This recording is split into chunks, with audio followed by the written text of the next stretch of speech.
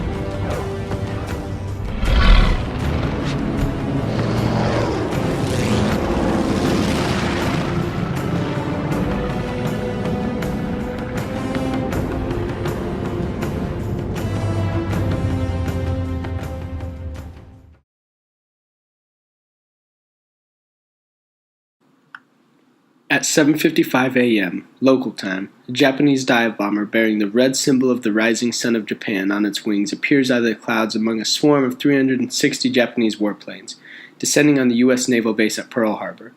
The surprise attack struck a critical blow against the U.S. Pacific Fleet and drew the United States irrevocably into World War II. It was Sunday morning, and many military personnel had given passes to attend religious services off base. At 7:02 a.m., two radar operators spotted large groups of aircraft in flight toward the island from the north. But with a flight of B-17s expected from the United States at the time, they were told to sound no alarm. Thus, the Japanese air assault came as a devastating surprise to the naval base. Although negotiations with the Japanese were falling apart and an attack somewhat probable, no action was taken to increase security at the base. Much of the Pacific Fleet was rendered useless. 5 of 8 battleships, 3 destroyers, and 7 other ships were sunk or severely damaged. Along with those, more than 200 aircrafts were destroyed. A total of 2,400 Americans were killed and 1,200 were wounded. Japan's losses were some 30 planes, 5 midget submarines, and fewer than 100 men. Fortunately for the United States, all 3 Pacific Fleet carriers were out at sea on training maneuvers.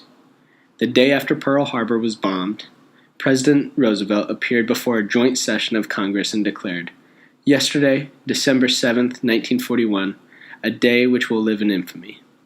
After a brief and forceful speech, he asked Congress to approve a resolution recognizing the state of war between the United States and Japan.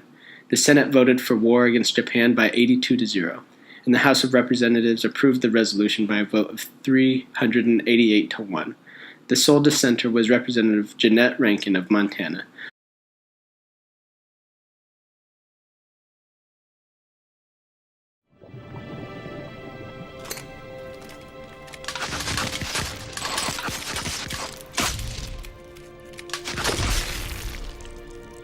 Yesterday, December 7th, 1941, a date which will live in infamy, the United States of America was suddenly and deliberately attacked by naval and air forces of the Empire of Japan. It is obvious that planning the attack began many weeks ago. During the intervening time, the Japanese government has deliberately sought to deceive the United States by false statements and expressions of hope for continued peace. The attack yesterday on the Hawaiian Islands has caused severe damage to American military forces. I regret to tell you that over 3,000 American lives have been lost.